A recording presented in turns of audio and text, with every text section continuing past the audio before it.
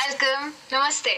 पिछले क्लास में मैंने आपसे कंजंक्शंस की बात की थी, यानी कि वो वर्ड्स जो हम यूज करते हैं दो सेंटेंसेस को ज्वाइन करने के लिए। और हमने बात की थी कोऑर्डिनेटिंग कंजंक्शंस की, सबऑर्डिनेटिंग कंजंक्शंस की और इवन कोरिलेटिव कंजंक्शंस की भी बात की थी। तो ये सारे बड़े बड़े नाम हमने लॉजिकली डिस्कस किए थे एंड आई होप कि आपको कंजंक्शंस क्लियर है।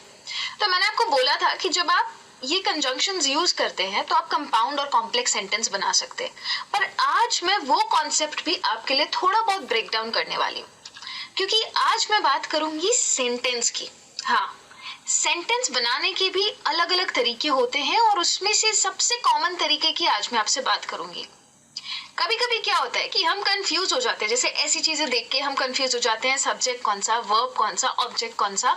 तो ये तीनों चीजें क्या है इसका भी क्लैरिफिकेशन दूंगी और इसके अंदर कैसे इनको यूज करना है, किस कॉम्बिनेशन में यूज करना है, उसके बारे में भी आज आपसे बात करूंगी। तो अगर आप रेडी है तो जल्दी जल्दी स्टार्ट करते हैं। सबसे पहले तो ये समझना जरूरी है कि एक सेंटेंस में तीन पार्ट्स होते हैं, सब्जेक्ट, वर्ब और ऑब्जेक्ट। उसका मतलब ये नहीं है कि यही तीन पार्ट से सेंटेंस बनेगा या कोई ऑर्डर हम चेंज नहीं कर सकते। सेंटेंस कोई कोई ऐसे भी होते हैं कि जिसमें हम ऑब्जेक्ट डालते ही नहीं है, सिर्फ सब्जेक्ट और वर्ब होता है, वो भी पॉसिबिलिटी है। तो क्या कॉम्बिनेशंस एप्लीकेबल है उसके बारे में जरूर बात करेंगे, पर पहले समझ लेते हैं कि ये तीनों चीजें है क्या और क्यों इंपॉर्टेंट है। तो सब्जेक्ट की बात करना शुरू करूं तो सब्जेक्ट जो है ना, हमारी सेंटेंस जिस चीज से शुरू होती है, ज्यादातर केसेस में हमारी सेंटेंस में सब्जेक्ट पहले आता है। तो हमारी सेंटेंस जिस चीज से शुरू होती है, जो भी नाउन या प्रोनाउन होता है, जैसे कि अगर मैंने किसी का नाम लिया, जैसे कि मैरी या डेजी, ये सब नाम है, तो ये नाउन जो है ना वो हमारा सब्जेक्ट है। उसी तरीके से किसी भी चीज का नाम हो सकता है, जैसे मैंने बोला द गवर्नमेंट या फिर मैंने बोला अमेरिका, तो ये सब मेरे सब्जेक्ट्स है। उसी तरीके से प्रोनाउन की बात करूं तो you, they, I, she, he, it, ये सब कुछ मेरे प्रोनाउंस है, यानी कि जब मैं इससे सेंटेंस को शुरू करती हूं तो वो भी मेरा सब्जेक्ट है। तो आपको पता कैसे चलेगा कि सब्जेक्ट क्या है या किससे शुरू करनी चाहिए? जो भी चीज आपकी सेंटेंस में एक्शन करने वाली है वो आपका सब्जेक्ट है। जैसे कि डेजी अराइव्ड, तो डेजी ने क्या किया, शी अराइव्ड, यानी कि वो आई, पर कौन आई? डेजी आई, तो डेजी मेरा सब्जेक्ट है। आई लव पिज्जा, तो लव एक एक्शन है, मुझे पिज्जा बहुत पसंद है, पर किससे पसंद है, कौन कर रहा है वो एक्शन, कौन प्यार कर रहा है पिज्जा से, मैं कर रही हूँ। तो आई जो है ना वो आपका सब्जेक्ट है। उसी तरीके से द साइंटिस्ट वाज बिजी, इसका लॉजिक अगर आपको समझ में आ गया तो आपको सब्जेक्ट समझ लीजिए कि समझ में आ ही गया है पूरा, और कोई कंफ्यूजन नहीं है इसमें। कंफ्यूजन कब आता है? जब हम कोई सेंटेंस देखते हैं और सेंटेंस काफी लंबी होती है और हमें लगता है इसमें से सब्जेक्ट कौन सा है, या अगर हमें कोई सेंटेंस बनानी होती है तो हम सोचते हैं सब्जेक्ट डालूं, फिर वर्ब डालूं, फिर ऑब्जेक्ट डालूं। इतना ज्यादा सोचने की जरूरत नहीं है। आप जैसे सेंटेंसेस बनाते हैं, अगर अब आप नोट करना शुरू करेंगे तो आपको मालूम पड़ेगा कि आप अभी तक सब्जेक्ट वर्ब ऑब्जेक्ट वाले ही कॉम्बिनेशन से सेंटेंसेस बना रहे थे। पर कभी कभी क्या होता है ना कि सब्जेक्ट के साथ, जैसे जो भी मैंने नाउन यूज किया, जैसे डेजी अगर मेरा नाउन है तो उसके बारे में डिटेल दी जाती है आगे कि Daisy who is a white girl, तो डेजी कौन है? वो लड़की जो सफेद रंग की है। तो अगर मैंने सब्जेक्ट के बारे में कोई डिटेल्स दी है, कोई एक्स्ट्रा इंफॉर्मेशन डाली है उस नाउन के बारे में, तो वो एक्स्ट्रा इंफॉर्मेशन भी सब्जेक्ट का पार्ट बन जाता है। जैसे कि मैंने यहाँ एग्जाम्पल दिया है, the man who lived upstairs has moved out. Move out कौन हुआ? द मैन, पर कौन सा आदमी? वो वाला जो ऊपर रहता था। तो उसकी आइडेंटिटी क्या है? वो आदमी जो ऊपर रहता था। मेरे लिए, मुझे शायद उसका नाम नहीं पता, तो मेरे लिए वही आइडेंटिटी है उसकी, और इसीलिए वो पूरा का पूरा phrase the man who lived upstairs मेरा सब्जेक्ट है। तो ये मत सोचिएगा कि सब्जेक्ट हमेशा छोटा ही रखना है। तो जब भी आप अपने सेंटेंसेस बनाएं तो आप इस तरीके से भी बना सकते हैं। The book on the red table is mine. कौन सी वाली बुक? वो जो रेड वाले टेबल पे है ना, वो वाली बुक मेरी है। तो जो बुक है उसका नाम होता तो मुझे ये सब लिखने की जरूरत नहीं पड़ती। अगर कोई भी XYZ नाम होता बुक का तो मैं कहती XYZ बुक इज माइन। पर क्योंकि मैंने नाम की बात नहीं की तो उस बुक को डिस्क्राइब करने के लिए मैंने उसकी लोकेशन यूज कर ली और वो लोकेशन, उसका एडेड इंफॉर्मेशन मेरा सब्जेक्ट बन गया। अगर आपको इतना क्लियर है तो एक और चीज समझ लेते हैं सब्जेक्ट के बारे में।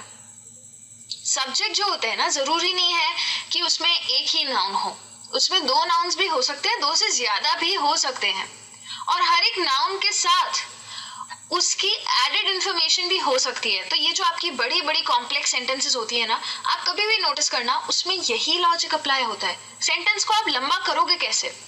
जब आपके पास बात करने के लिए 2-3 चीजें होगी तभी ही तो आपकी सेंटेंस लंबी होगी ना। तो हम जनरली कंफ्यूज हो जाते हैं, इतनी लंबी लंबी सेंटेंसेस लोग बनाते कैसे हैं? तो ये रहा आपका आंसर। अगर आपको लंबी सेंटेंसेस बनानी है तो शायद आप 2-3 लोगों के बारे में बात करें तो वो सेंटेंस लंबी हो जाए। यानी कि अगर आप 2-3 लोगों के बारे में बात करना चाहते हैं तो उनको कंजंक्शंस के साथ जोड़ लीजिए, आपका सेंटेंस ऑटोमेटिकली कॉम्प्लेक्स बन जाएगा। जैसे यहाँ पे देख लीजिए, Lucy's grey cat and Alice's white cat went for walk. 2 बिल्लियां चलने गई है, ये तो हम जानते हैं, लूसी और एलिस के साथ ही गई होगी जरूर।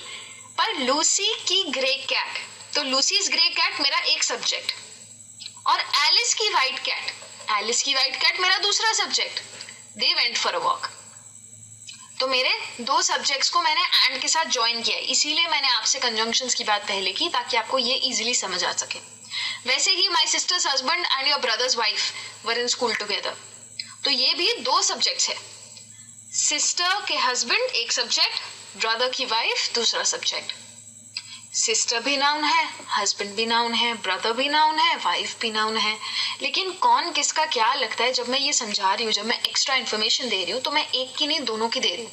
मेरा सेंटेंस भी लंबा हो रहा है और वो पूरा पार्ट सब्जेक्ट है। अगर आपको सब्जेक्ट क्लियर है तो अब हम बात कर सकते हैं वर्ब्स की। अब ये वर्ब्स क्या है, ये कॉन्सेप्ट आपके बहुत काम का है, क्योंकि वर्ब जो है ना ये पूरे इंग्लिश में इतना ज्यादा यूज होगा ना। ये वर्ब से ही टेंसेस बनते हैं, तो टेंसेस समझने हैं तो सबसे पहले वर्ब समझ में आना चाहिए, इसलिए वर्ब बहुत ही इंपॉर्टेंट कॉन्सेप्ट है। वर्ब होता क्या है, आपके सेंटेंस में जो भी एक्शन होता है, आना जाना, कुछ करना, सोचना, ये वो सब सारे के सारे एक्शंस जो होते हैं ना, फिजिकल हो, इमोशनल हो, मेंटल हो, कोई भी टाइप का एक्शन, अगर कोई कुछ कर रहा है तो जो वो कर रहा है वो आपका वर्ब है। वर्ब का काम ही है कि एक्शन दिखाना, इसीलिए वर्ब को हम डूइंग वर्ड्स भी बोलते हैं। डूइंग वर्ड्स का मतलब कि वर्ब कुछ करता है, हिंदी में उसको कर्ता भी बोलते हैं। तो वर्ब का ये सिंपल लॉजिक सिर्फ समझ लीजिए, डूइंग वर्ड्स माइंड में याद रखिए, तो आपको ऑटोमेटिकली सेंटेंस में समझ आ जाएगा। जैसे यहाँ पे रेखा सिंग्स, गाना एक वर्ब है क्योंकि ये एक एक्शन है, वो गा रही है, तो ये जो गाना है ये हमारा एक्शन है। और ये आपका सेंटेंस, इसमें ना सब्जेक्ट है ना ऑब्जेक्ट है, सिर्फ वर्ब है। गो, जाओ, तो गो भी एक एक्शन है। तो ऐसे सेंटेंसेस भी होते हैं, एक वर्ड वाले को भी हम सेंटेंस बोल सकते हैं, ऐसी कोई बात नहीं है। अगर आप वर्ब्स को रिकॉग्नाइज नहीं कर पाते हैं तो अपने आप से पूछिए, क्या ये चीज मैं कर सकता हूँ या कर सकती हूँ? जैसे कि गो, गो का मतलब है जाना, तो क्या ये हो सकता है फिजिकली? क्या मैं जा सकता हूँ या मैं जा सकती हूँ? अगर जवाब हाँ है तो ये वर्ब है, अगर जवाब ना है तो ये वर्ब नहीं है। कई बार क्या होता है, मैं ये इसीलिए सिखा रही हूँ क्योंकि कई बार कुछ वर्ड्स ऐसे होते हैं जो हम नाउन्स की तरह भी यूज करते हैं और वर्ब्स की तरह भी, तो आपको पता कैसे चलेगा कि सेंटेंस में किस तरीके से यूज किया है। तो ये चीज अगर करने वाली है तो ये वर्ब है। सेंटेंस के हिसाब से देख लीजिए कि सब्जेक्ट क्या कर रहा है। तो अगर सब्जेक्ट कोई चीज कर रहा है तो वो जो चीज कर रहा है वो आपका वर्ब हो जाएगा। और वर्ब्स में भी बहुत सारे टाइप्स होते हैं, पर सब में कॉमन ये होता है कि हर एक वर्ब जो होता है ना वो कोई ना कोई टाइप की चीज कर रहा होता है, और सबसे कॉमन उसमें होते हैं एक्शन वर्ब्स। इसमें कोई कंफ्यूजन आएगा ही नहीं। जो चीजें आपको दिखाई देती है कि हम कर सकते हैं, जैसे कि भागना, सुनना, ब्रीद करना, बैठना, खड़े रहना, चलना, ये सारे चीजें जो है ना ये हमारे बॉडी के एक्शंस है, तो उनको हम एक्शन वर्ब्स बोलते हैं, फिजिकल एक्शंस। वैसे ही अगर कोई मेंटल एक्शंस हो, जो कि एक्शंस जो हमारा ब्रेन करता है, सोचना, समझना, किसी को रिकॉग्नाइज करना, वो मेंटल वर्ब्स होते हैं। मेंटल वर्ब्स का मतलब ये नहीं है कि वो वर्ब्स पागल हैं, बस मेंटल एक्शंस डिपिक्ट करते हैं, इसीलिए उन्हें मेंटल वर्ब्स भी कहते हैं। अगर जैसे आपका सेंटेंस है I know he did it, तो नो क्या है? ये कोई चलना दौड़ने जैसा एक्शन तो है नहीं। जानना मतलब नो करना, तो ये जो जानना है ये तो मेरा दिमाग कर रहा है, तो क्योंकि ये मेरा दिमाग कर रहा है, ये वर्ब है और ये मेंटल वर्ब है। रिकॉग्नाइज करना यानी कि पहचानना फिर से एक वर्ब है जो मेरा दिमाग करता है। किसी को पहचानना या नहीं पहचानने का काम मेरे दिमाग का है। वैसे ही बिलीव यानी कि किसी पे भरोसा करना, वो भी एक वर्ब है। तो दिखने में आपको लगेगा नहीं कि ये वर्ब है, क्योंकि अगर आप सिर्फ यही सोचेंगे कि ऐसे एक्शंस जो मुझे दिखाई देते हैं वही वर्ब्स हैं, तो फिर आप गलत हो जाएंगे। वो तो वर्ब्स हैं ही, मगर ये भी है और भी टाइप के वर्ब्स है। दूसरे टाइप के वर्ब्स जो होते हैं उनको हम ट्रांजिटिव वर्ब्स बोलते हैं। उनको ट्रांजिटिव इसीलिए बोलते हैं क्योंकि ये होते एक्शन वर्ब्स ही हैं, लेकिन ये ऐसे एक्शन वर्ब्स होते हैं जो ऐसी एक्टिविटीज आपको बताते हैं कि जो की जा सके, यानी कि ऐसी एक्टिविटीज जो की जा सके और किसी के ऊपर की जा सके, यानी कि किसी चीज पे उसका असर हो, किसी इंसान पे या किसी चीज पे। तो कहने का मतलब ये होता है कि जब हम सेंटेंस में कोई ट्रांजिटिव वर्ब डाल रहे हैं तो वो ट्रांजिटिव वर्ब किसी के ऊपर हो रहा है, यानी कि उसके पीछे एक ऑब्जेक्ट होगा ही होगा। तो अगर जैसे कि रिस्पेक्ट है, रिस्पेक्ट एक एक्टिविटी है, यानी कि भले वो आपके मन से हो उसका प्रॉब्लम नहीं है, लेकिन अगर आपके मन से भी रिस्पेक्ट आ रहा है तो आप रिस्पेक्ट किसी की तो करेंगे। हवा में तो होने वाली चीज नहीं है ये रिस्पेक्ट। शायद आप किसी के पेरेंट्स की करेंगे, शायद आप अपने पेरेंट्स की करेंगे, किसी की भी। पर ये जो रिस्पेक्ट है उसका रिसीविंग एंड है, यानी कि पेरेंट्स को रिस्पेक्ट मिल रहा है, तो ये रिस्पेक्ट हो जाएगा ट्रांजिटिव वर्ब। उसी तरीके से लव, तो लव आप किसी से तो करेंगे, अगर खुद से भी करते हैं तो आप उसके रिसीविंग एंड पे है, हवा में नहीं हो सकता है। ऐसे नहीं बोल सकते कि I love I love I love, क्योंकि उसका सेंस ही नहीं है। तो ये वर्ब्स वो होते हैं कि जिनके रिसीविंग एंड पे कोई होता है, किसी के ऊपर ये हो रहे हैं। जैसे कि my parents love me the most, my parents love, but love हुम? मी, मुझसे प्यार करते हैं, तो मैं उसके रिसीविंग एंड पे हूं। तो इन वर्ब्स को ट्रांजिटिव वर्ब्स कहते हैं। उसी तरीके से इनट्रांजिटिव वर्ब्स भी होते हैं। इनट्रांजिटिव वर्ब्स का मतलब ये होता है कि इनके पास एक डायरेक्ट ऑब्जेक्ट नहीं होता है, यानी कि एक डायरेक्ट रिसीवर नहीं होता है।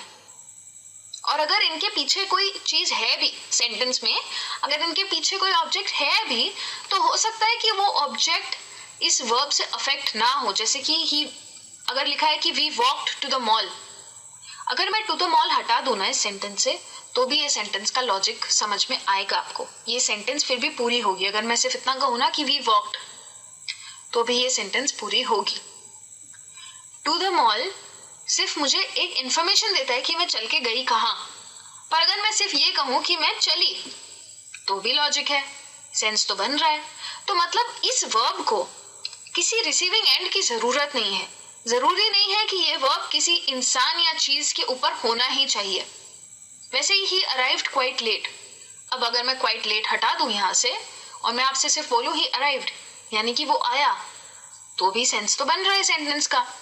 तो अराइव जैसा जो वर्ब है उसको पीछे के ऑब्जेक्ट की इतनी जरूरत नहीं है, वो उस पर डिपेंडेंट नहीं है। जैसे ट्रांजिटिव में क्या था कि रिस्पेक्ट है तो किसी की तो होगी, किसी कोई इंसान आपको चाहिए ना रिस्पेक्ट करने के लिए, पर चलने के लिए तो ऐसा कुछ है ही नहीं।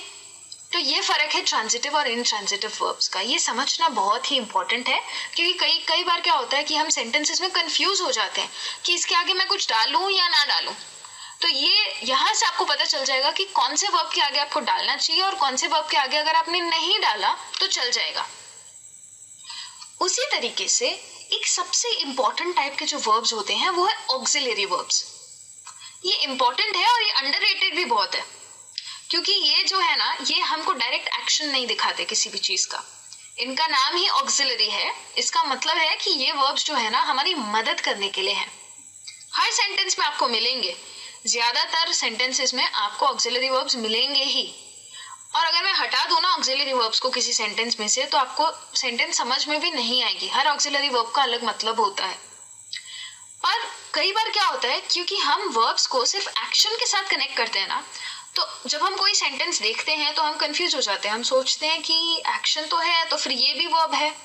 हाँ, सेंटेंस में 2 वर्ब्स हो सकते हैं। जैसे आपकी यहाँ पे सेंटेंस है, I will talk to my mother before agreeing, तो यहाँ पे टॉक भी तो वर्ब है और अग्री करना भी तो वर्ब है। विल भी वर्ब है, क्योंकि विल जो है वो ऑक्सिलरी वर्ब है। इसका काम क्या है कि ये रीडर को कॉन्टेक्स्ट देता है मेन वर्ब का। अगर मेरा मेन वर्ब टॉक है तो मुझे विल से कॉन्टेक्स्ट मिल रहा है कि अभी मैंने बात नहीं की है, मैं बात करूंगी। विल है तो मैं समझूंगी कि इंसान फ्यूचर की बात कर रहा है। तो ये विल जो है ना, ये मुझे बताता है कि ये एक्शन कब होगा। मेन एक्शन भले ही टॉक हो, पर टॉक को सपोर्ट करने वाला कौन है? विल।